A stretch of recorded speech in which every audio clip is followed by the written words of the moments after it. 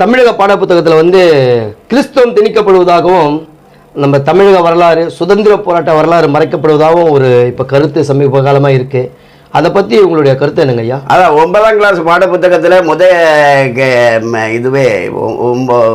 முத பாடமே பாடம், ரெண்டாவது கிறிஸ்தவ பாடம் பாடம், ரெண்டாவது அவங்க அந்த குரூப் 4 தேர்வுக்கு அதில் கேள்வியே பைபிளில்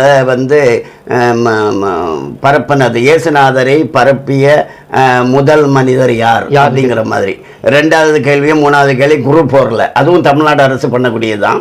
அதே போல் பாட புத்தகத்திலையும் எல்லாம் இது திராவிட மொழி, அதுக்கு இது எழுதினவர் ஒரு பாதிரியார், அதுக்கு அது எழுதின ஒரு ஹார்டுவெல்லு, அப்படி ஜியு போப்பு அப்படின்னு எல்லா கிறிஸ்தவரும் அதான் வெள்ளைக்காரன் வச்சு தான் அவங்க எல்லாமே எழுதியிருக்காங்க பாட புத்தகத்தில். ஏன்னா வெள்ளைக்காரன் கண்டு தோற்றி வச்சது தான் தமிழ் அப்படிங்கிற மாதிரி அவங்க எழுதியிருக்காங்க. தமிழ்னா அகநானூறு புறநானூறு தொல்காப்பியம் அப்படி தொன்மையான புலவர்கள் இலக்கியம் அதெல்லாம் வரணும் தமிழ் வரலாறுனா. ஆனால் அதெல்லாம் ஒன்றும் கிடையாது. நேர பைபிள் பாதிரி இதெல்லாம் தான் தமிழ் பாடத்தில் வருது. அதே போல் அவங்களுடைய குரூப் 4லையும் அதான் வருது. அதாவது 1944 தீக்காவை துவங்கினாங்க. அந்த தீக்கா தான் திமுக, திமுக தான் அதிமுக, கொஞ்சம் கொஞ்சம் வித்தியாசம் இருக்கலாம், அவ்வளோதான். இப்போ பாரதிய ஜனசங்கம் தான் பாஜக, சங்கம் தான் பாஜக, ஆர்எஸ்எஸ் தான் பாஜக, அது மாதிரி தீகா தான் திமுக. அப்போ அந்த தீகாவில் 1944 என்ன தீர்மானம் போட்டாங்கன்னா, அவங்களுடைய அந்த கூட்டத்திலே ஒரு தீர்மானம் போட்டாங்க. என்னன்னா, கிறிஸ்தவர்கள், பிரிட்டிஷ்காரர்கள், அதாவது ஆங்கிலேயர்கள், கிறிஸ்தவர்கள் இந்தியாவை விட்டு விட்டுட்டு போகக்கூடாது. அதாவது சுதந்திரம் கொடுத்துட்டுன்னு இவனுங்க சொல்றானுங்க. அவன் என்ன அப்படி தூக்கி கொண்டாந்தா கொடுத்தான், ஓடி போனான். அவன் ஓடி போனதை சுதந்திரம் கொடுத்தான் அப்படி சொல்றதே தப்பு. அது வரலாற்று பிழை. கொடுக்கல.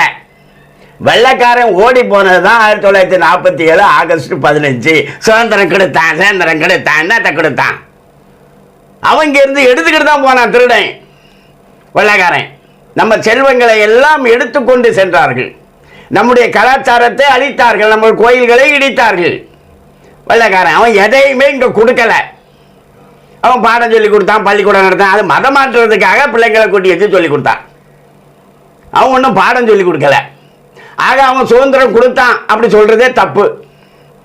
அவன் ஓடி போன நாள் தான் 1947 ஆகஸ்ட் 15 ஓடி போனான். வெள்ளைக்காரன் ஓடி போன நாள் எது அப்படின்னு தான் கேட்கணும்.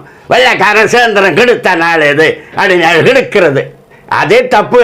முதல்ல அந்த நாடு கிட்ட நெருங்கிறதுனால 1947 ஒருவேளை வெள்ளைக்காரன் கிறிஸ்தவம் போயிடுவானோ அப்படிங்கிற சந்தேகம் இருந்த வேளையில் இந்த திமுக அன்னைக்கு தீகா இவங்க என்ன சொன்னாங்கன்னா, கிறிஸ்தவர்கள் இந்தியாவை விட்டு போகக்கூடாது, அப்படியே போனாலும் சென்னை ராஜஸ்தானியை விட்டு போகக்கூடாது அப்படின்னு தீர்மானம் போட்டானுங்க.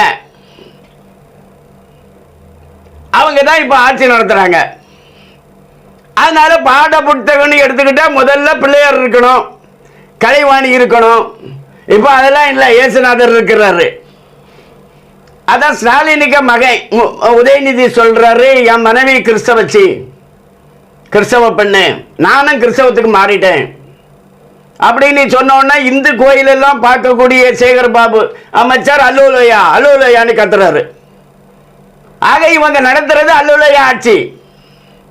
அதனாலதான் பாட புத்தகங்கள் எல்லாம் கிறிஸ்தவ மயமா மாத்துறாங்க, கேள்வித்தாள் எல்லாம் கிறிஸ்தவ மயமா மாத்துறாங்க. இது மிக மிக ஆபத்தானது, ரொம்ப கொடூரம். வெள்ளைக்காரனை விட மோசமானது திமுக. வெள்ளைக்காரனோடவும் மோசமா கேவலமா அதிபயங்கரமா மத மாற்றத்தை திமுக தமிழகத்தில் செய்கிறது. இதுல எந்த சந்தேகமும் இல்லை. திமுக வெள்ளைக்காரனை விடவும் மோசமா இங்க மத மாற்றம் பண்ணுது.